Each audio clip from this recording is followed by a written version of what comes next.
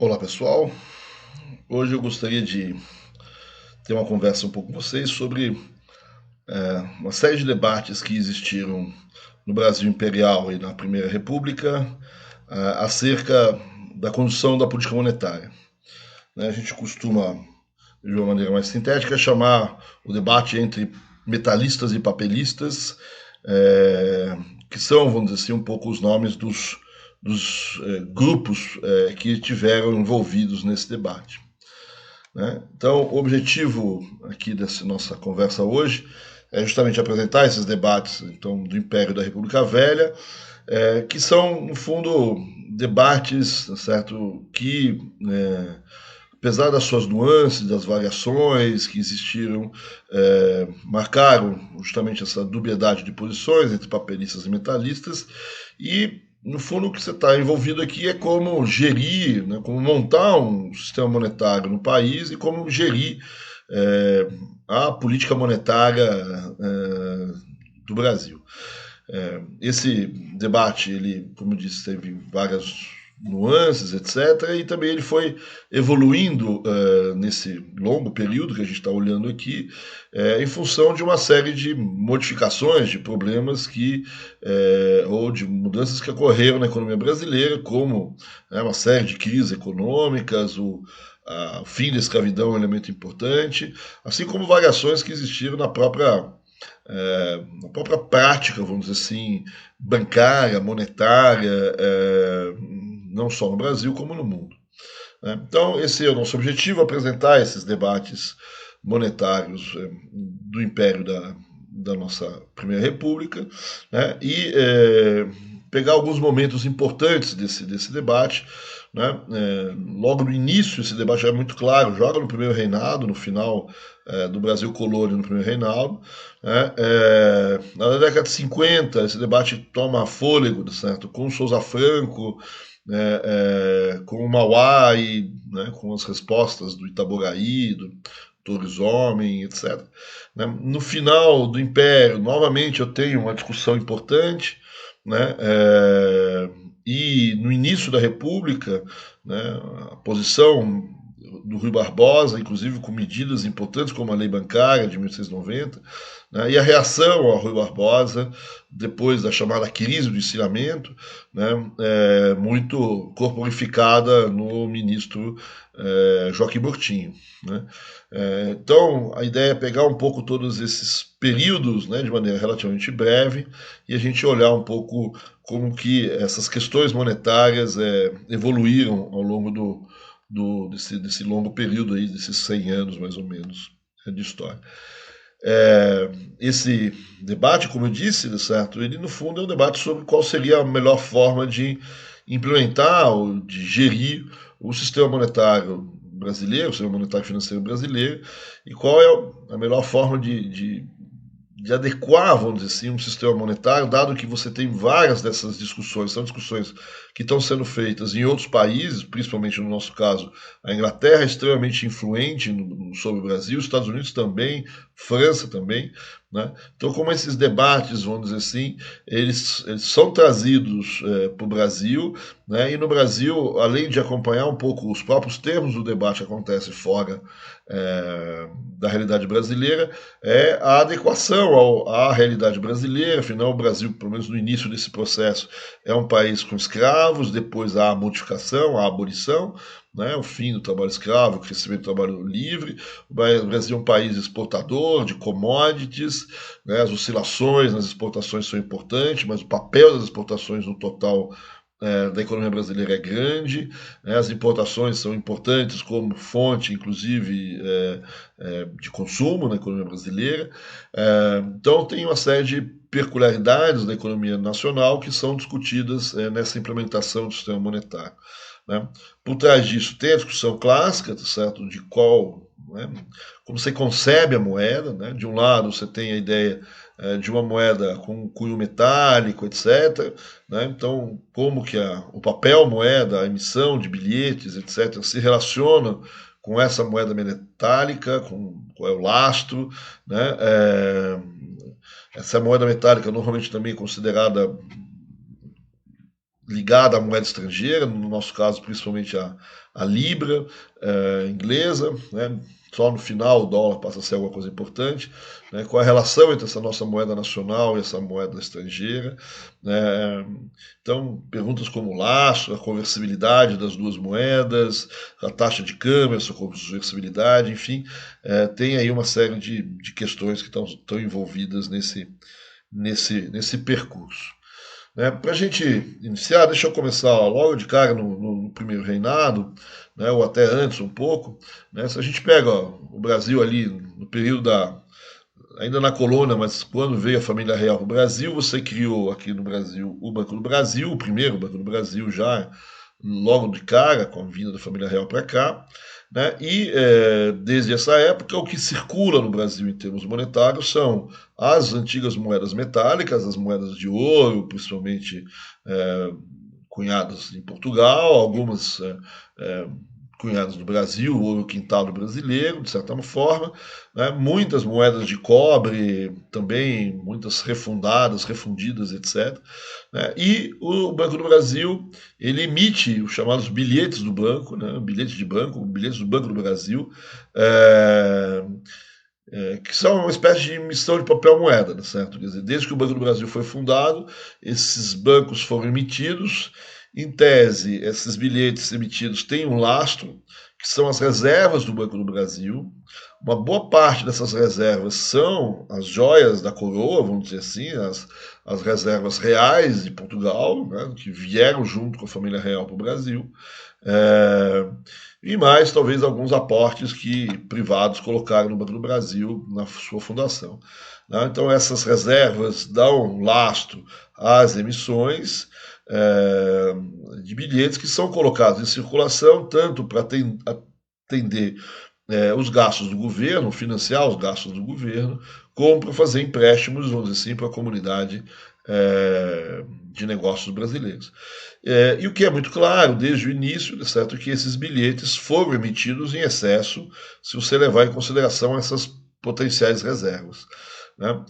Há uma grande quantidade, então, de bilhetes que acabaram sendo emitidos, em parte, inclusive, para financiar todos os gastos de instalação e de criação, vamos dizer assim, de um novo país aqui no Brasil. Né?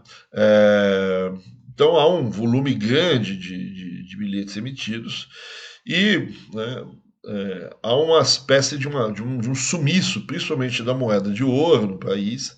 Né? As moedas metálicas, o cobre ainda se mantém no Brasil, há uma proliferação, inclusive, das moedas de cobre, de novo refundidas e com o seu valor sendo perdidos. Né? E a moeda metálica, então, ela de ouro, principalmente, ela desaparece. Né? No Brasil não existe muitas moedas de prata. Né? O Brasil, assim como Portugal e Inglaterra, são os primeiros quase a adentrarem dentro do padrão ouro, né? Pela falta do fundo de circulação de moedas de prata, enquanto que o resto dos países vivem até mais ou menos os anos 70 sistemas bimetálicos, prata e ouro, um compensando o outro. Né? O Brasil, Portugal e Inglaterra são países que, né, desde o início, não têm esse padrão bimetálico. Né? Mas, no caso brasileiro, há uma fuga, um sumiço, vamos dizer assim, das moedas de ouro, das moedas metálicas. Certo?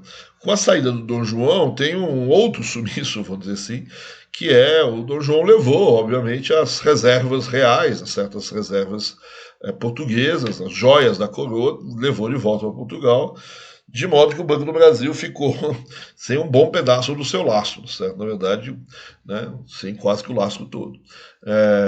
Mesmo assim, o Banco do Brasil continuou emitindo notas para financiar o próprio novo governo que se estabelecia, com um déficit de novo da criação agora de um novo país agora independente, certo? E chegou num determinado momento, essas notas começaram a ser objeto de uma crise enorme de confiança, ninguém mais queria essas notas, ou o desconto que você tinha que obter, essas notas tinham, tá certo? Na hora de fazer algum tipo de transação, eram muito altas. Né? E isso né, levou, inclusive, à quebra do Banco do Brasil. Ele vai encerrar suas atividades no final da década de 20, e né, toda uma discussão aí de como restabelecer a questão da moeda no país vai ser debatida. Esses debates se fazem principalmente no Congresso, na Câmara, os deputados, enfim, no Senado.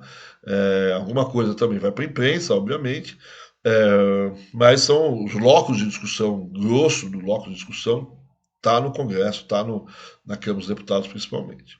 Né? E nessa discussão, certo, que você tinha ali, né, de uma forte desvalorização da moeda, né, do valor desses bilhetes, do R$ 1.000, vamos dizer assim, que esses bilhetes representavam em relação ao ouro, né, essa perda de valor, né, era uma discussão muito forte. Né? Na Câmara dos Deputados tinha a Comissão de Finanças e dentro dela atuava um político importante, que é o Bernardo Vasconcelos, e ele tinha a visão clássica, mais ou menos, talvez um pouco parecida com o que eu contei aqui, que essa desvalorização do valor do R$ 1.000, esses bilhetes todos, em relação à moeda metálica, ao ouro, foi fruto do excesso de emissão, certo? Quer dizer, e esse excesso de emissão veio decorrente do problema das contas públicas. Né? Então, esse excesso de emissão, causado pelo Banco do Brasil, acabou, no fundo, seguindo um pouco uma chamada lei de Gresham, né, que a moeda má expulsa a moeda boa, certo? Quer dizer, a moeda metálica acabou sumindo do país e há uma forte desvalorização cambial nessa história. E essa é a visão mais tradicional, né, que se coloca, né? Então, você emitiu demais em função de questões fiscais, né? E essa emissão em demasia tem como contrapartida a desvalorização cambial. Agora, nesse mesmo congresso, nesse mesmo ano, nos debates, você tinha algumas vozes um pouco diferentes. Né? O Souza França e o Clemente Pereira, por exemplo, eles fizeram a contraposição a essas ideias do Bernardo Vasconcelos, e para eles essa fuga, essa não existência de moedas metálicas é o problema, certo? Quer dizer, e essa não existência de reservas metálicas é um problema ligado ao desequilíbrio do balanço de pagamentos de um lado, certo?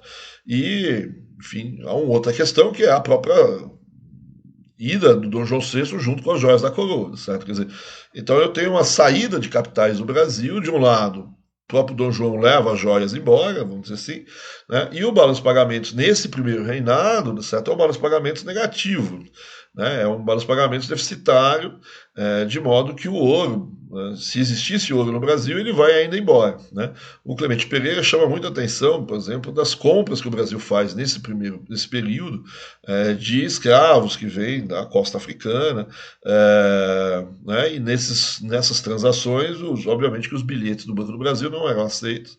Né? E essas moedas metálicas que existiam no Brasil foram utilizadas principalmente nesse tipo de operação. E por outro lado, o Brasil ainda não era um exportador de café muito forte, certo? De modo que eu tenho um problema no balanço de pagamentos. Então, o problema é de balanço de pagamentos, né? E as emissões não têm, vamos dizer assim, nada a ver com essa história. Né? As emissões, para eles, ainda falaram, olha, essas emissões ainda mantiveram minimamente o curso interno do mercado interno brasileiro, a economia interna, as trocas internas dentro do Brasil, minimamente funcionando com esses bilhetes. Né? Vai ter processos de problemas inflacionários, etc., mas a praça ainda funciona na mão desses bilhetes. E a questão da desvalorização de câmbio é mais um problema do balanço de pagamentos. Né? E essa dupla, esses dois argumentos, tá certo? Quer dizer, são a base, vamos dizer assim, um pouco dessa visão, né, que vai marcar muito esse período todo, essa distinção entre os chamados papelistas e os chamados metalistas. Né? Os metalistas, vamos dizer assim, parecidos com o Bernardo de Vasconcelos, né? Para eles, o elemento-chave de uma economia é uma taxa de câmbio estável, uma taxa de câmbio fixa, uma estabilidade da taxa de câmbio. Né? Essa estabilidade da taxa de câmbio é o elemento-chave na estrutura de desenvolvimento. Uma desvalorização cambial, uma instabilidade da taxa de câmbio, ele causa uma série de incertezas, aumenta muito os riscos diminui os investimentos, dificulta as exportações, dificulta os negócios internacionais e são extremamente prejudiciais ao desenvolvimento econômico. Né? Então, eles prezam pela estabilidade cambial, essa é a base da ideia metalista, né? E essa desvalorização cambial ela ocorre normalmente, certo, em função de excessos emissores nos países. Né? As emissões excessivas, que normalmente estão associados a financiamentos de déficit públicos, né, são o principal elemento a explicar as oscilações cambiais ou a desvalorização cambial que está na raiz, vamos dizer assim, dos problemas de desenvolvimento, dificuldade de negócios, principalmente internacionais, dos países.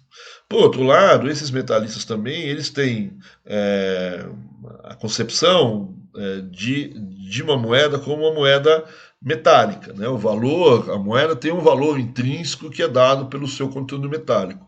Por mais que as moedas em si, vamos dizer assim, sejam desbastadas, sejam recortadas, se coloque, vamos dizer assim, dentro das moedas, talvez outros metais, se façam amálgamas, etc., né? Uma pataca vale tantas gramas de ouro, uma libra tem tantas gramas de ouro, ela vale tantas gramas de ouro, assim como R$ 1.000 vale tantas gramas de ouro, ou coisa parecida com isso. Né? E esse valor intrínseco, né, é dado então por essa quantidade de ouro que $1 vale, que uma libra vale, que R$ 1.000 vale. Né? E você tem que preservar esse valor metálico. Né? Quer dizer, por mais, então, como eu disse, que as moedas sejam desbastadas, etc., né, elas, de alguma maneira, elas têm que ser. As pessoas têm que acreditar que aquela quantidade de ouro. Né? Efetivamente você tem. Quando você emite um papel, certo? Você tem um papel moeda, é a mesma coisa. O papel moeda deve valer aquela quantidade de ouro. Então, se você emitir um papel que representa R$ 1.000, tá certo? R$ 1.000 deve valer X gramas de ouro. Então, no fundo, essas pessoas, esses metalistas, eles são defensores, vamos dizer assim, de um conteúdo metálico para as moedas, e eles são, no caso, defensores, né, daquilo que a gente vai chamar de padrão ouro, mesmo que o padrão ouro só se estabeleça internacionalmente a partir dos anos 70, né, eu tenho padrões bimetálicos em períodos anteriores, certo? Quer dizer, né, mas a ideia de você emitir moedas, papéis, certo? Que sejam lastreadas em reservas de ouro ou equivalentes a ouro, certo? E essas moedas são conversíveis plenamente, ou seja, são trocadas imediatamente por esse ouro a uma taxa de câmbio fixo, essa ideia de conversibilidade, certo? Uma facilidade da troca do teu papel pela moeda metálica a uma taxa fixa de câmbio. Certo? Essa é a visão de uma boa política monetária. Certo? Então você vai emitir papéis, né, mas esses papéis têm que ter um lastro, esse lastro em relação aos papéis tem que estar relativamente curto, né, o volume de ouro que você tem no lastro determina o volume de moeda que você emite. Né, não posso abrir muito esse lastro, né, a ponto de você perder a confiança de que você vai ser capaz de converter essas moedas nesse lastro. Ou nesse ouro, a uma taxa fixa de câmbio. Né? Então essa é a visão papelista. Né? Desculpa, essa é a visão metalista, perdão. Né? Os papelistas, por outro lado, eles têm a visão, a preocupação deles não é com a estabilidade cambial. A preocupação deles é com o funcionamento da praça, né? O funcionamento do mercado. Né? A necessidade que o mercado tem de ter um instrumento chamado moeda que dê fluidez aos negócios. Né? Então a moeda não tem necessariamente que ter um conteúdo metálico, que tem que ter um valor intrínseco, etc. A moeda ela exerce um papel, ela exerce uma função, que é de dar fluidez às trocas, principalmente. Né? E essas trocas têm que acontecer. Né? Então, qual é minha regra de política monetária? Certo? Minha regra de política monetária é fornecer à praça, aos negócios, a quantidade ideal de moeda para que os negócios ocorram da melhor maneira possível. Né? Então, a emissão deve ser dada em função justamente das necessidades do mercado. Né? Qual é o balizador dessa história? Né? Enquanto que para os metalistas, né, a estabilidade cambial, a questão da desvalorização é o elemento-chave, o balizador aqui dos papelistas de quando existe uma necessidade de circulação insatisfeita é quando as taxas de juros são muito elevadas. Então, se eu tenho uma situação onde as taxas de juros se elevam em demasia, eu tenho uma situação de falta de papel moeda, de modo que eu preciso, de alguma maneira, aumentar a oferta dessa moeda.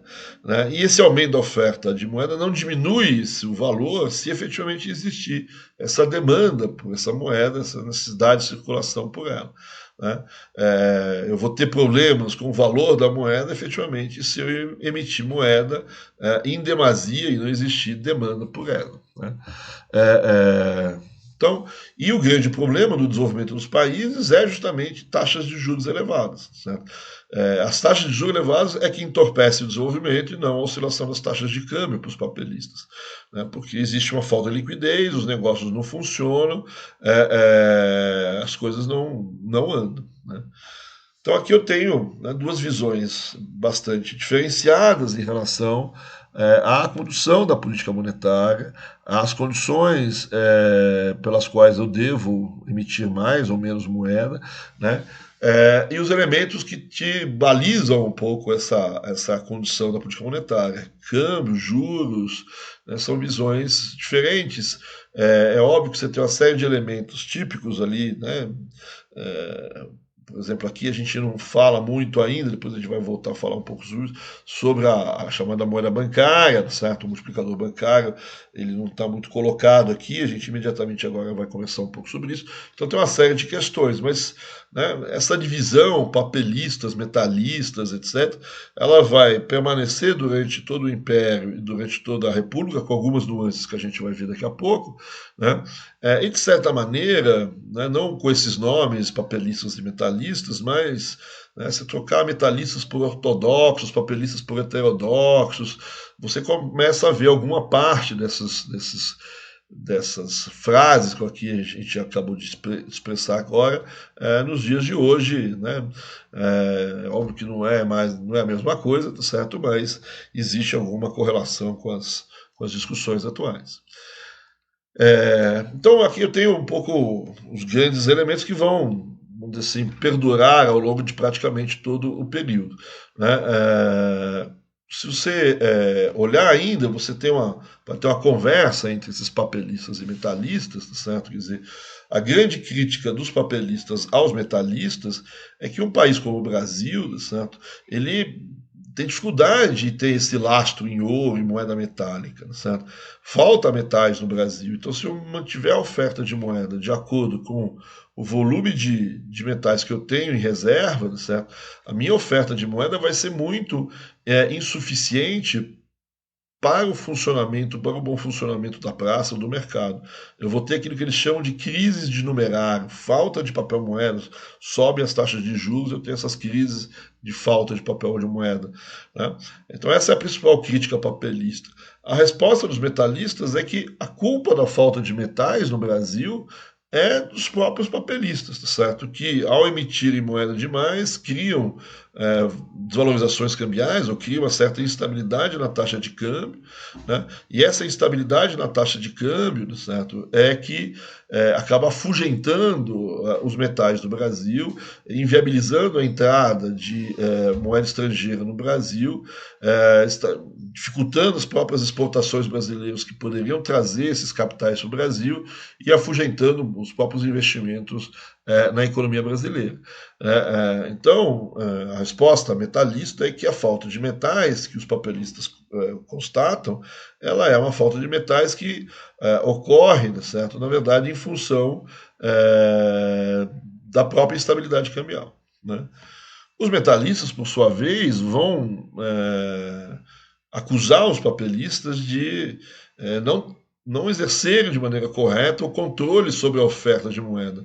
Não existem limites em relação a essa oferta de moeda. E esse descontrole é notado principalmente quando existem desvalorizações cambiais, que é justamente a perda do valor da moeda. A resposta dos papelistas é que a desvalorização de câmbio não tem nada a ver com a moeda. A desvalorização de câmbio não é uma questão monetária, é uma questão de balanço de pagamentos. E existe sim um elemento de controle por parte dos papelistas, que é justamente a taxa de juros. taxas de juros excessivamente altas indicam falta de moeda. Né?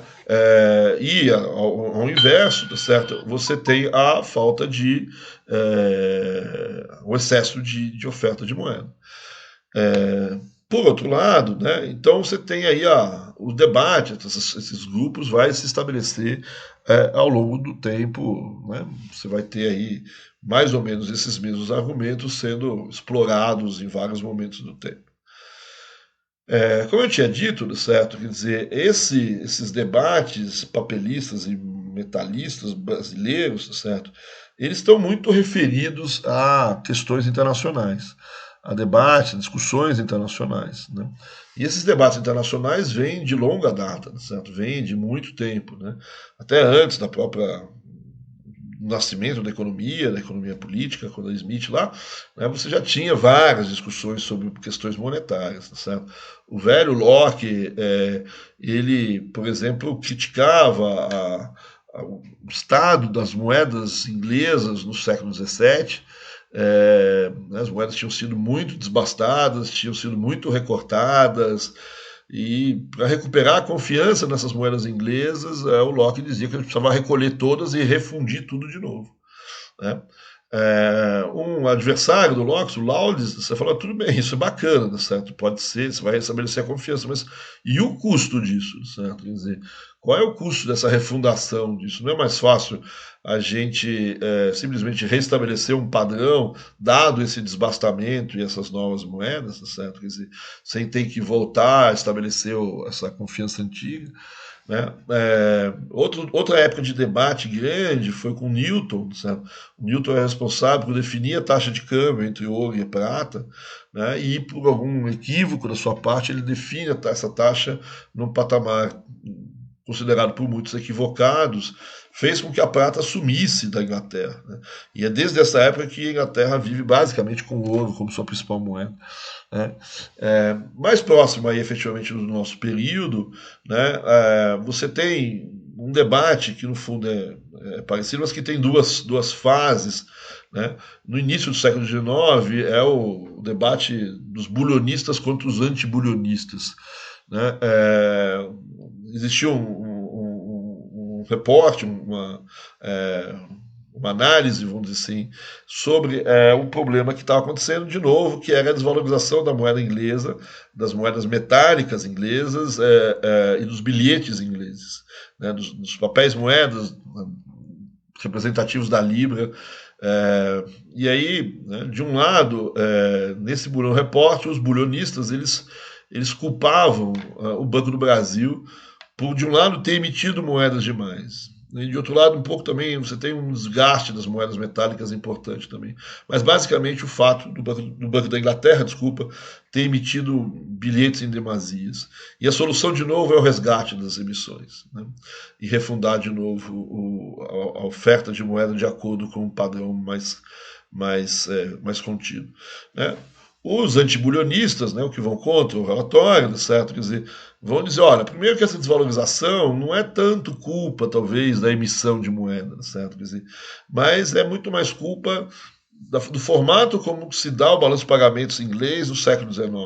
Né? Principalmente na primeira metade, que é o que eles observavam naquele período, falaram, o balanço de pagamentos inglês é negativo, certo? Quer dizer, em função de uma série de guerras no qual a Inglaterra estava envolvida, e a balança comercial inglesa é negativa. Né? Os ingleses importam mais do que exportam, né? E isso faz com que eu tenha uma saída de moeda metálica, né? E esse é o problema. Né? Então, esses autores, o Tuque, o Atwood, se contrapõem ao Ricardo, o Fullerton, que são os bulionistas, né? Mas você percebe uma certa correlação disso com o debate no Brasil. Né? Esses bulionistas vão virar mais para frente aquilo que a gente chama da Currency School, né? E os antibulionistas vão se transformar na chamada Banking School. Né? E essa Currency School é que vai ganhar força, que vai ser a principal corrente de pensamento monetária inglesa, né? Vai ser a corrente que vai estar herdeira do Ricardo, certo? Quer dizer, também aí vão defender a ideia de que a moeda tem um valor intrínseco e que os representantes dessa moeda, esses papéis moedas, certo? Tem que ter uma relação estável e próxima com essa moeda metálica, com esse lastro metálico.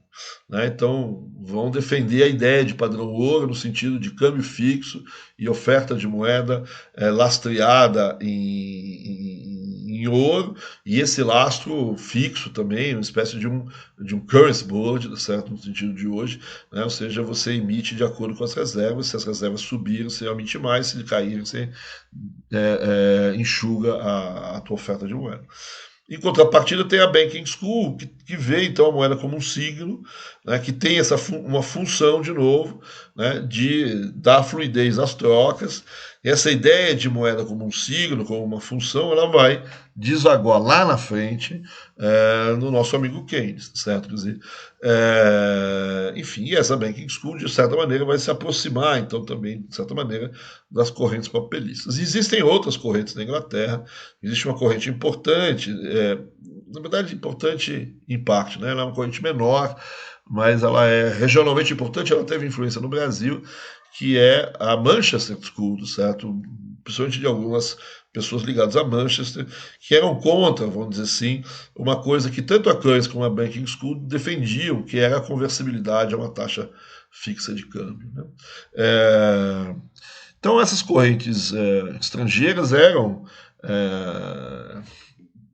conhecidas dos brasileiros, certo? Quer dizer, o Brasil estava relativamente up-to-date com essas discussões, também com as discussões americanas e francesas, que a gente não tocou aqui, né? E tentava se adaptar a isso em relação ao Brasil, vamos dizer assim, com os problemas da economia brasileira, o funcionamento particular dos pagamentos do Brasil, né? E tentar usar, então, os instrumentos monetários para diminuir os problemas que se percebiam nessa economia brasileira do tipo agroexportador, etc. Né? Então, essas correntes elas vão se degladiar, vamos dizer assim, ao longo do tempo na economia brasileira. Né? Só para destacar alguns momentos, tá certo? Um momento que chama atenção foi meados do século, principalmente a partir de duas coisas. Primeiro, em 1846, o Brasil define um padrão metálico, redefine um padrão metálico, já tinha definido em 1933, que não deu muito certo, em 1846 define uma taxa de câmbio de 27 dinheiros por mil réis, tá certo? Quer dizer, essa definição seria a pretensão de você ser metalista, vamos dizer assim, de ter essa taxa de conversão, e mais do que isso, tá certo? De que você emitisse o papel moeda, o R$1.000, de maneira a fazer valer essa taxa de conversão. Né? Então, esse de um lado. Uma outra coisa importante é que em 1848, um congressista importante, o Souza Franco, ele publica um livro chamado Bancos do Brasil, e ele, de certa maneira, ele se mostra contrário à ideia metalista, né, clássica, de você ter uma unidade emissora, que no caso ou podia ser o Banco do Brasil ou o Tesouro Nacional, né, e que emitisse essa moeda de acordo com esse lastro metálico. Né. Para o Souza Franco, ele vai defender uma coisa que pode parecer estranha, que é a ideia de pluralidade emissora, feita por diversos bancos comerciais privados, que emitiriam, então, as notas de banco, e essas notas de banco comporiam o meio circulante nacional, comporiam os meios de pagamentos no país.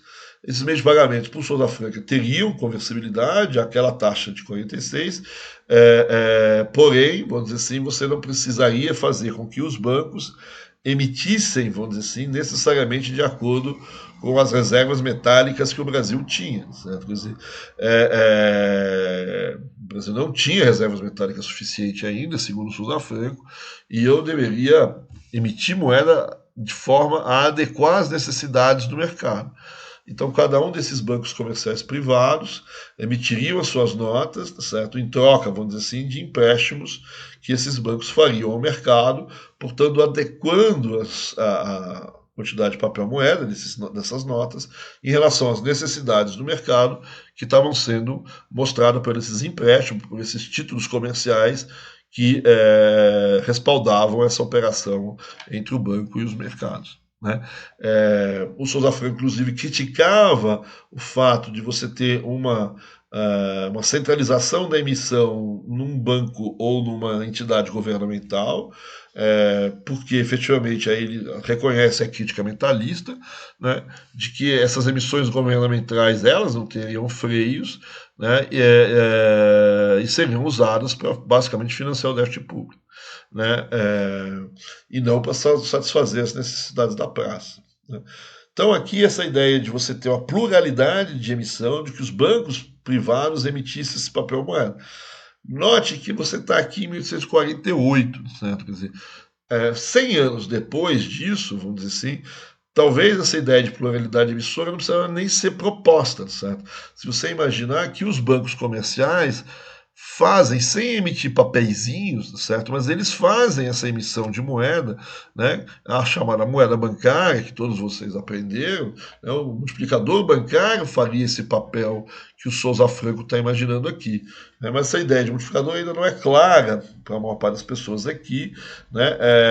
Você tem a ideia da emissão dessas notas que corresponderiam aos empréstimos e o cara que recebe o empréstimo, na verdade, ele recebe essas notas e pode ali fazer as suas compras, etc. Né? Mas, no fundo, ele está aqui imaginando uma situação onde os bancos fariam a emissão do meio circulante e essa emissão seria de acordo com as necessidades do mercado. Né? Ele ressalta ainda que ele queria que essas emissões tivessem como garantia a conversibilidade, né? E o freio dessas emissões, né?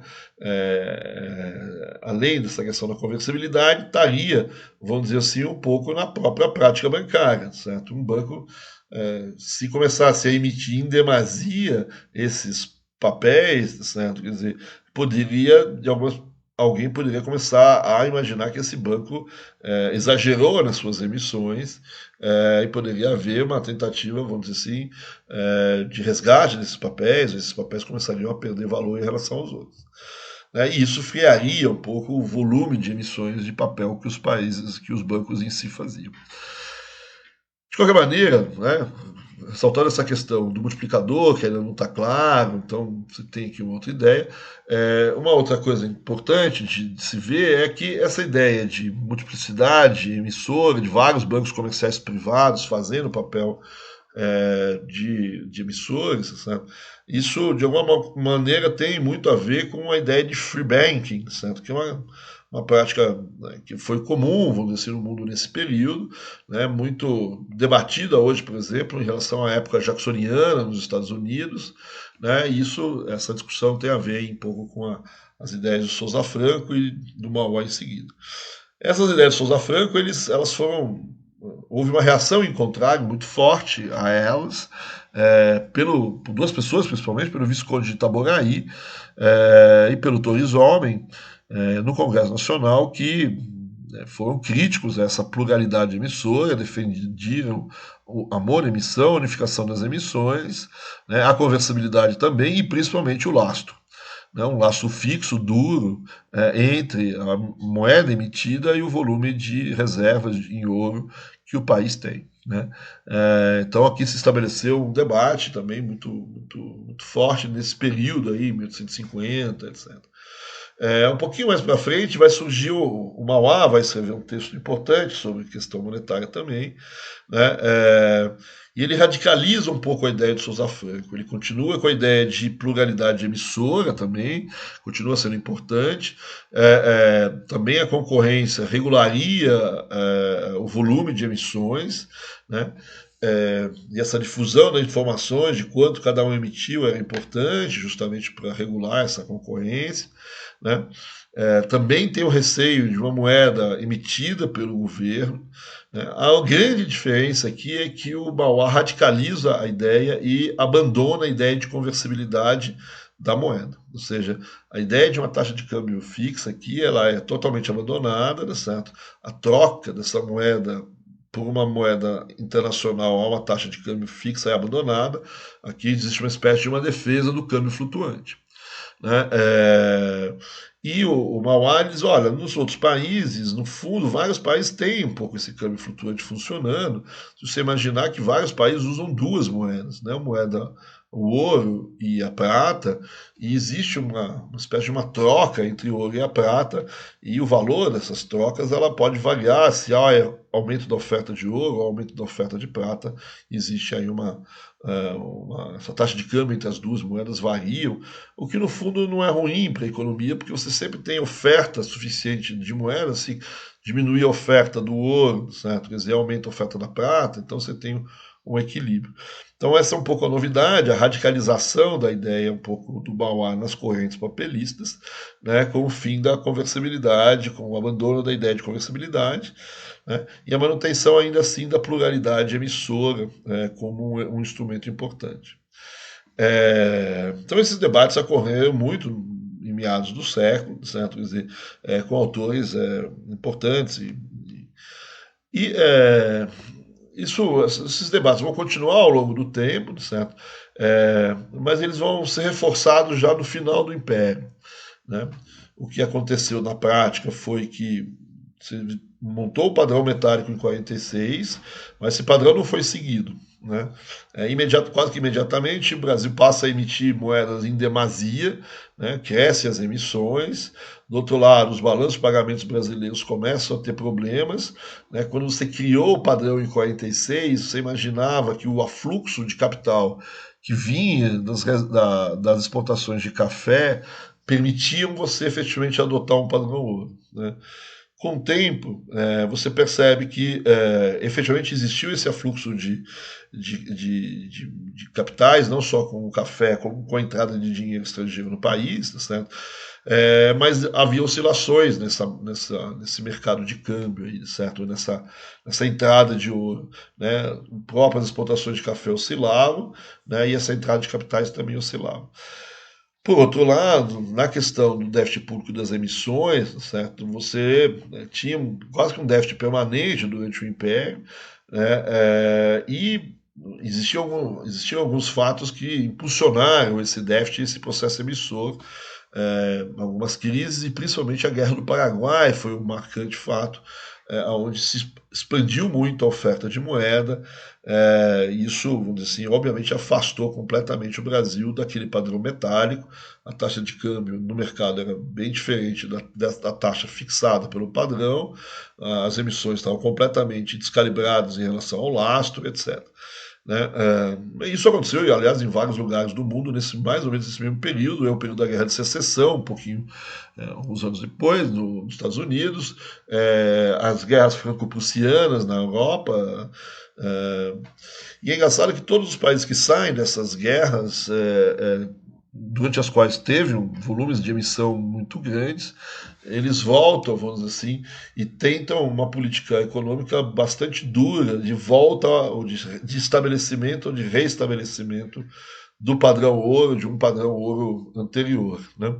Então, a década de 80 no Brasil também é marcada por uma política monetária metalista muito forte, né, que visava corrigir principalmente os excessos de emissão na Guerra do Paraguai, e retomar essa conversibilidade perdida de 1846. Essa é um pouco a ideia da política econômica durante essa década de 80 no Império, muito comandada por uma pessoa chamada Coronel Belisário, que é um político importante no período, que comandou várias vezes o Ministério da Fazenda.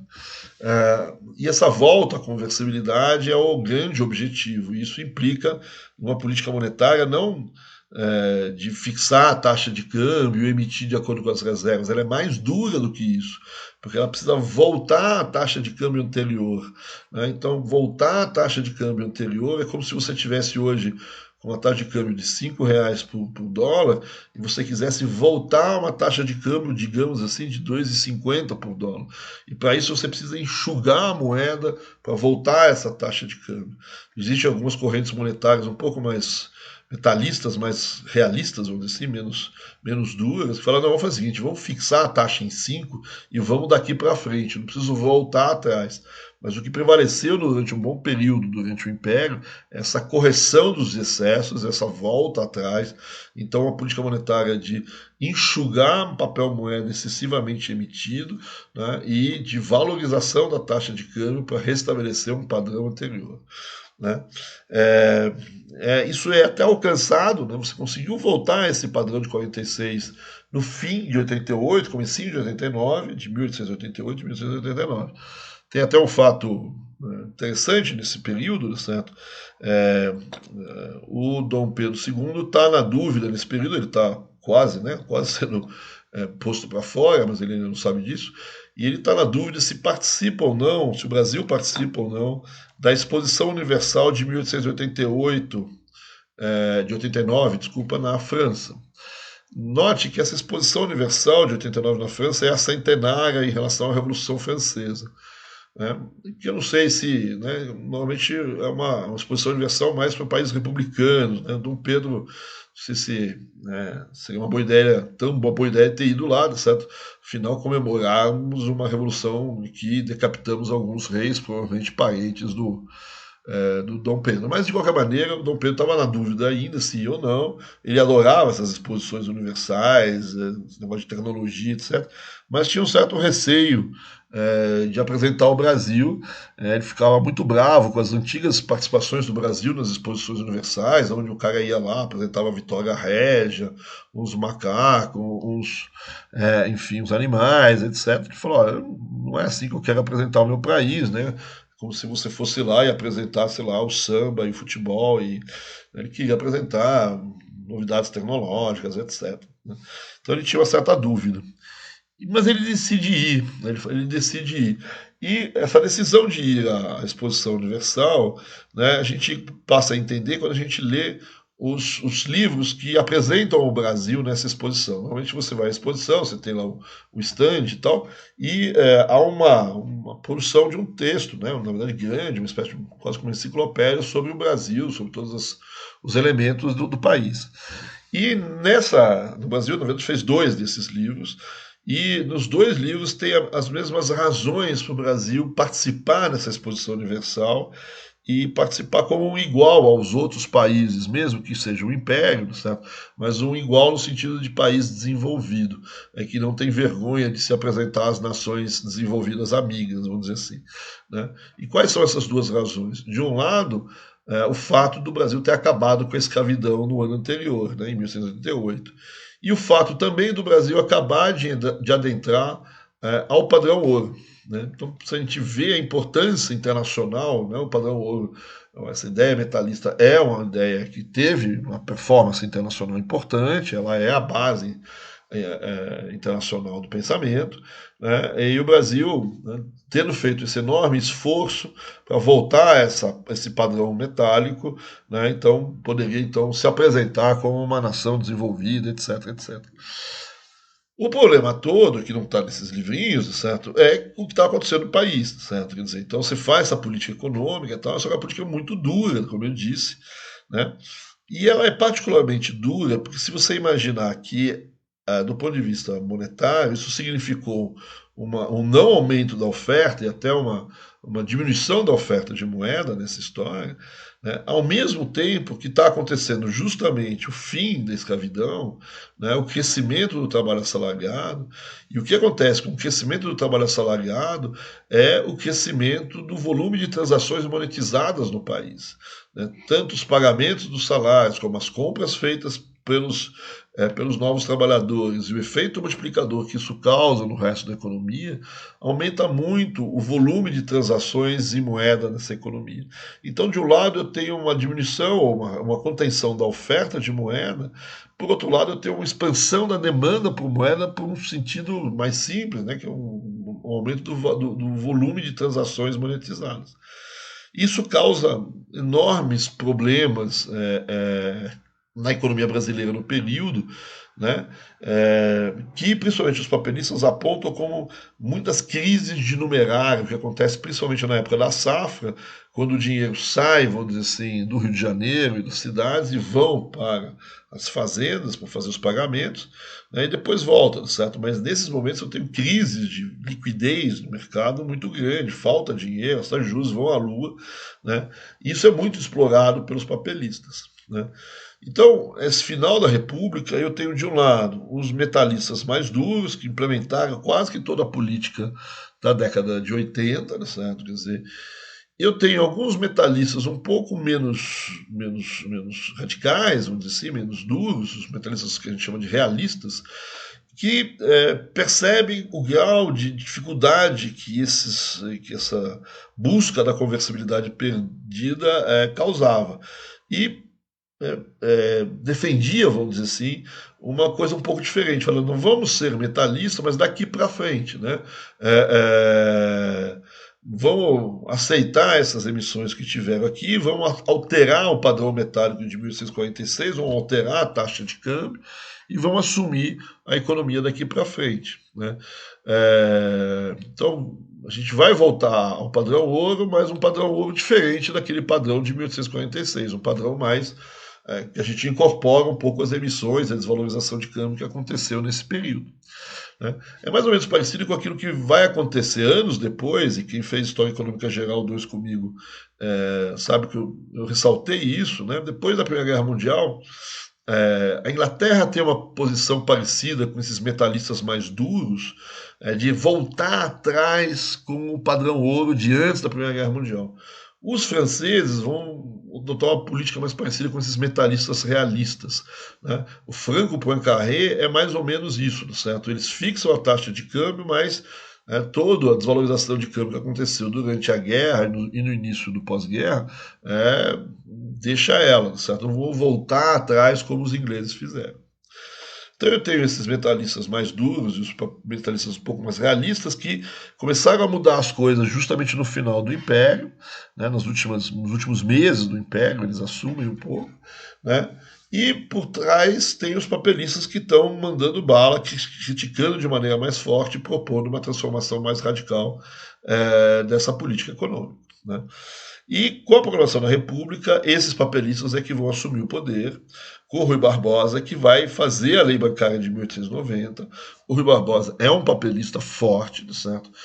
E essa lei bancária vai promover emissões inconversíveis, vão ser vários bancos emissores, são 6 bancos emissores, e esses bancos vão emitir moeda sem lastro metálico, mas com lastro em títulos, e aí talvez um problema em títulos públicos, inclusive, né? Então, o Rui Barbosa, certo? Quer dizer, ele vai criticar muito, mesmo as reformas do final do Império, feitas por esses metalistas mais realistas, porque ainda assim eles são ainda metalistas, certo? Quer dizer,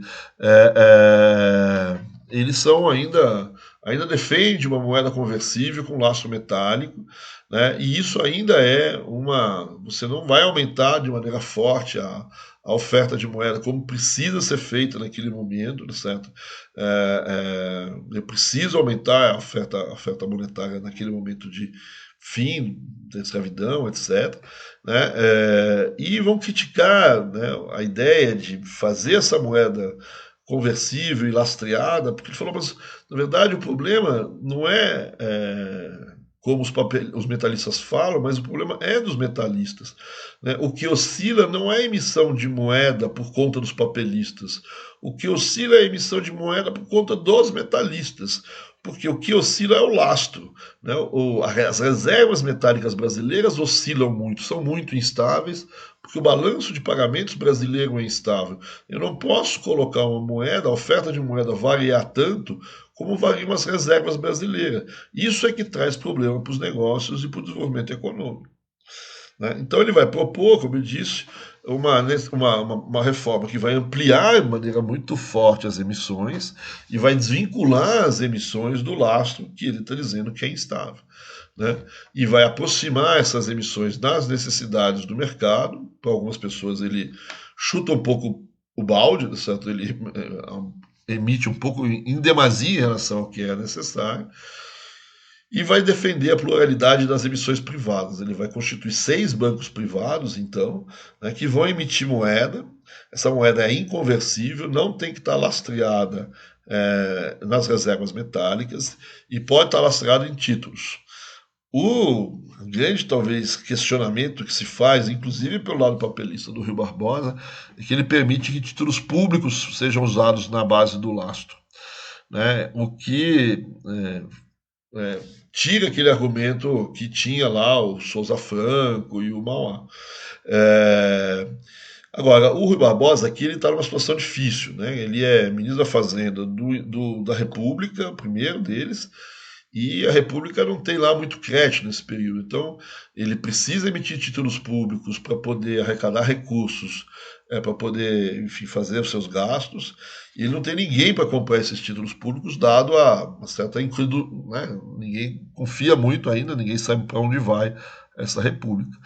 Com a ideia de que esses bancos eles podem emitir moeda em cima de títulos públicos, o que ele fez foi arranjar compradores para os títulos públicos dele, né? Então, esses bancos emissores vão comprar os títulos públicos e em cima desses títulos públicos é que vão emitir dinheiro, né? Então, ele mata aí um coelho com 2 caixas d'água, alguma coisa parecida com isso, né? Mas ele cria um problema, certo? Que é até onde emitir, até que ponto o papel do governo, né? Você não está emitindo justamente para fazer não necessidade de mercado, mas necessidade de financiamento do setor público, o que era uma crítica que se fazia a eles, e ele vai ter que aceitar de que é verdade, né? Em relação a essa pluralidade emissora, certo? Quer dizer, ele, no fundo, dessa pluralidade emissora e esse excesso de emissão, ele acaba aceitando um pouco essas críticas, né? O Rui Barbosa depois ele vai refletir, vai dizer que ele concorda que a pluralidade emissora não é um problema em si, certo? Quer dizer, é um problema, né, que efetivamente eu preciso colocar alguma regulação em cima do total de emissões, de uma regulação relativamente forte para evitar excessos, né? E a pluralidade emissora tem um problema, certo? Que é criar instituições, criar várias instituições emissoras, mas no fundo nenhuma delas é grande o suficiente para enfrentar os grandes bancos estrangeiros ou grandes crises. Então, por exemplo, você tem momentos onde há uma pressão cambial, há um ataque especulativo contra o país, né? Nesse momento, um grande banco que pudesse ser forte e agir, né, contra esse movimento especulativo faz falta, certo? Então ele aceita um pouco essa ideia de que uma recentralização fosse importante, de um lado, para você fortalecer institucionalmente esses bancos no mercado, principalmente no mercado de câmbio, né? E ele também aceita que talvez pudesse colocar regulações mais importantes, mais fortes sobre o processo, né? De qualquer maneira, o encilhamento, né, a fase que a gente chama de encilhamento, com crescimento da oferta de moeda, inflação, uma forte desvalorização de câmbio, etc., vai ser muito marcante na economia brasileira. O Rui Barbosa, como eu disse, ele vai escrever um texto para se defender, né, dessas políticas que ele fez e das consequências dela. Esse texto ele foi publicado, inclusive republicado agora há algum tempinho pela empresa do Gustavo Franco, né? E lá ele defende, fala, olha, a primeira coisa é dizer que a desvalorização de câmbio que aconteceu no Brasil depois do meu período não foi culpa da minha emissão de moeda que eu causei, não, sabe? A emissão de moeda foi uma coisa e a desvalorização de câmbio foi outra. A desvalorização de câmbio é um problema de balanço de pagamentos.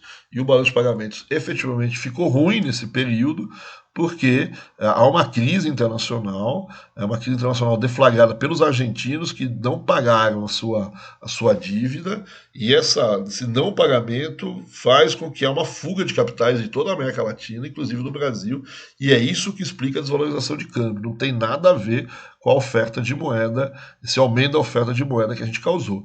Esse aumento da oferta de moeda fez com que as taxas de juros caíssem, a economia brasileira cresceu nesse período, a agricultura cresceu, a indústria cresceu, né? Isso foi importante. Certo? Então ele vai se defender dessa história, reconhece lá alguns problemas em relação a talvez alguns excessos dos bancos emissores. Esses bancos emissores talvez também pudessem ter sido mais fortes para enfrentar justamente problemas de balanço de pagamentos e crises cambiais, mas faz a defesa da sua política. Né? Assim como alguns papelistas continuam fazendo a defesa, o César Adriano Correia e outras pessoas, mesmo depois da inflação, da desvalorização de câmbio, da crise da Bolsa de Valores, do encilhamento, né? Continua defendendo as políticas papelistas, mesmo reconhecendo talvez alguns equívocos. Mas, por outro lado, a crítica aos papelistas vai vir muito forte, né? Leopoldo de Bulhões, Rodrigues Alves, etc., né? Atribuindo os problemas cambiais à emissão, dizendo que o sistema bancário ele não soube conter o meio circulante, emitiu em exagero, emitiu para pagar gastos públicos, enfim, você criou notas que não são confiáveis, são fictícias, e defendendo a solução que era trazer o governo de volta ao centro do poder emissor, né, reduzir essas emissões e buscar novamente lastrear essas emissões e voltar à taxa de câmbio anterior ou de alguma maneira. E essa posição, inclusive, a mais radical, vai ser vitoriosa com o Joaquim Murtinho. Né?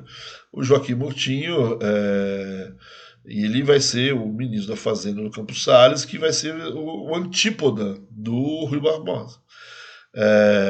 Então, o Murtinho, ele, olha, no fundo, essa emissão de papel moeda, eu a princípio não sou contra a emissão de papel moeda, né? Mas essa emissão de papel moeda, ele precisa ter um valor real, ela precisa ser conversível, né, em moeda metálica, certo? Quer dizer, o papel moeda de curso forçado, inconversível, não serve para nada, certo? Eu posso até entender que você emitiu durante um período e espere que ela se torne conversível, certo? Quer dizer, então eu posso até estabelecer um parâmetro, certo? Para que esses valores que você pretensamente cria se tornem um valor real, certo? Para isso eu preciso aumentar o volume de ouro que essa economia absorve, eu preciso aumentar o volume de lastro nessa economia, eu preciso aumentar as exportações, e o que o Rui Barbosa fez foi criar papel moeda que não trouxe nenhum benefício real para a economia brasileira, e não trouxe esse crédito, essa moeda estrangeira para dentro do país. Né? O que ela trouxe foi uma desvalorização do câmbio, certo? Quer dizer, então, se você olhar esse crescimento econômico, né, na agricultura, não é um crescimento econômico sustentável, porque, na verdade, o crescimento da cafeicultura fez apenas aumentar a oferta e diminuir os preços. A queda dos preços no mercado cafeeiro é basicamente sintoma de que isso tudo é artificial e você não está trazendo nada de bom para o país. E as indústrias que se alega fazer, as indústrias são também empresas artificiais que só se sustentam com benefícios públicos, com garantias do governo, né, e que também não traz nada de novo para a sociedade. Ele é extremamente duro em relação a esses elementos. Né? Então a única coisa que essa moeda acrescentou no Brasil, na verdade, foi uma desvalorização cambial que só trouxe problemas, né? Problemas de inflação, problemas para as empresas que estão com dívidas, efeitos negativos sobre a economia brasileira, enfim, não justifica, certo? Quer dizer, e trouxe um grande problema, a instabilidade econômica que dificulta justamente a entrada de ouro no Brasil, a entrada de moeda estrangeira. Né? E aí ele vai defender uma política e vai praticar uma política extremamente contrária, extremamente dura, de volta, então, a uma taxa de câmbio anterior, com enxugamento monetário, etc. Né? Então o Joaquim Murtinho vai ser o contraponto do Rui Barbosa. O Joaquim Murtinho também vai receber críticas, principalmente feitas pelo professor de economia política da Escola Politécnica, né, o Vieira Souto, hoje nome de avenida lá no Ipanema, né, certo? Mas ele escreve nos jornais de maneira bastante dura, contrariando aqui o Joaquim Murtinho, né, fazendo a crítica dos papelistas ao Joaquim Murtinho, levando em consideração, quer dizer, no fundo, a consequência da política monetária do Joaquim Murtinho foi uma recessão brutal na economia brasileira, né, que é uma coisa que ele aponta, fala, olha, você acabou com os negócios no Brasil, né, e do outro lado, discutindo de novo, né, a taxa de câmbio, né, o Joaquim Murtinho vai dizer que valorizou-se a taxa de câmbio no Brasil, e o Vieira Solto vai dizer valorizou-se de fato a taxa de câmbio no Brasil, mas não foi culpa da política monetária, foi culpa do balanço de pagamentos. A valorização da moeda, então, ocorre naquele momento em função da melhoria do balanço de pagamentos e não da política monetária, né? E defende também a política anterior do Rui Barbosa. Então você tem aqui uma enorme controvérsia, com idas e vindas, que marcou muito esses primeiros 15 anos da República e vai marcar muito o período final, né? Os adoradores de Murtinho e de Rui Barbosa vão se manter durante muito tempo ali, certo? Até hoje, né? Você vê a historiografia dividida entre defesas e ataques aos dois autores, né? Então, ao longo da República Velha, os debates continuam, eu não vou continuar por muito tempo, né? Mas, de um lado, o que você tem, tá certo, são duas coisas nesse período que ainda continua, né? Os metalistas e os papelistas ainda mantêm, vamos dizer assim, o Rui Barbosa e Joaquim Murtinho como suas referências. Talvez entre os papelistas mantenha-se a ideia de uma defesa de uma moeda não conversível, né? Mas começa a se abandonar a ideia de multiplicidade emissora, né? A ideia de centrar, de fortalecer um centro emissor único, certo? Capaz de enfrentar os ataques especulativos e que passasse a ser protetor do sistema financeiro, do sistema bancário, isso era importante. Aqui vai aparecer, né, no fundo você vai trocar essa ideia de multiplicidade emissora, porque começa a aparecer a ideia de multiplicador bancário, né? Então eu não preciso de vários bancos emitindo moeda. Os bancos podem criar as suas próprias moedas, as chamadas moedas bancárias, ao fazer os seus empréstimos, não precisa emitir moeda para fazer isso, certo? Quer dizer, não precisa emitir papelzinho novo, certo? Quer dizer, então eu posso ter esse crescimento da oferta de moeda, certo? Sem aumentar, se aumenta o M1, mas não precisa aumentar o papel moeda, certo? No fundo, é isso que está acontecendo aqui, né? E para isso, um banco central forte, certo? Ou um banco que centraliza as emissões de papel circulante, que também proteja um pouco os bancos privados e, portanto, esses podem aumentar os seus multiplicadores, a sua moeda bancária, e aí atingir efetivamente a ideia de criar moeda de acordo com as necessidades de mercado. Enquanto que os metalistas também vão manter a velha ideia de uma defesa de uma moeda conversível e lastreada, né? Mas o que vai mudar um pouco é o lastro, certo? Quer dizer, né, esse lastro, você vai acabar aceitando que um lastro muito curto, certo? Muito apertado, certo? Quer dizer, ele é difícil para uma economia como a brasileira. A economia brasileira cresceu, né, e o volume de reservas em ouro, certo? Cresceu num padrão menor. Então eu preciso aumentar, vamos dizer assim, essa relação entre o lastro e a moeda emitida, certo? Então eu não posso ficar pensando sempre no lastro de 1846, certo? Então você tem aqui uma mudança, vamos dizer assim, importante, uma certa flexibilização, né? E também entre os metalistas começam a aparecer algumas ideias em relação a controles sobre os bancos privados e a importância dos bancos privados na criação de moeda. Então, como fazer esses controles? O Antônio Carlos, que é um desses metalistas que continuam depois do Joaquim Murtinho, ele escreve um outro livro chamado Bancos de Emissão no Brasil, ele vai ser ministro da Fazenda e também é presidente de Minas Gerais, do estado de Minas Gerais. Ele é um desses autores que está preocupado um pouco com esse novo formato dos bancos, né, esses multiplicadores, e presta muita atenção no livro dele, no final do livro dele, naquilo que está acontecendo, por exemplo, nos Estados Unidos, que é a chamada dos bancos de depósito, certo? Quer dizer, e a tentativa de controlar os depósitos, né? Controlar os depósitos, impor depósitos compulsórios para segurar um pouco a atividade multiplicadora dos bancos privados, né? E essa é uma discussão, para terminar, importante, principalmente na década de 20. Né? Na América Latina inteira se discute a criação dos bancos centrais, e no Brasil também. Né? O estranho é que no Brasil não se cria o Banco Central, mas tanto papelistas como metalistas estão discutindo os instrumentos que o Banco Central tem na sua mão, principalmente para controlar essa multiplicação bancária. Né? Então, você vai criar em 1921, junto ao Banco do Brasil, a carteira de redesconto, que funcionaria hoje como se fossem os empréstimos de liquidez, né? Que tem certas críticas pelo lado metalista e certas defesas pelo lado dos papelistas. Né? A gente já falou do Antônio Carlos se perguntando sobre o controle dos depósitos compulsórios, ou a imposição de depósitos compulsórios, ou de controle de depósitos sobre os bancos privados, que também é uma função de Banco Central. Né? Então, você vai ter a discussão do Banco Central aparecendo de maneira forte no Brasil. O que é estranho, e eu vou deixar isso para vocês pensarem, porque se em boa parte da América Latina se criam os bancos centrais justamente nesses anos 20 e 30, no Brasil o Banco Central, uma parte de um Banco Central vai ser criado só em 45 com a SUMOC, e o Banco Central de fato só em 64. Por que no Brasil o Banco Central não foi muito para frente, apesar de muitas discussões dos seus instrumentos todos terem sido feitas nesse período? Né? Então, isso eu deixo para vocês verem, né?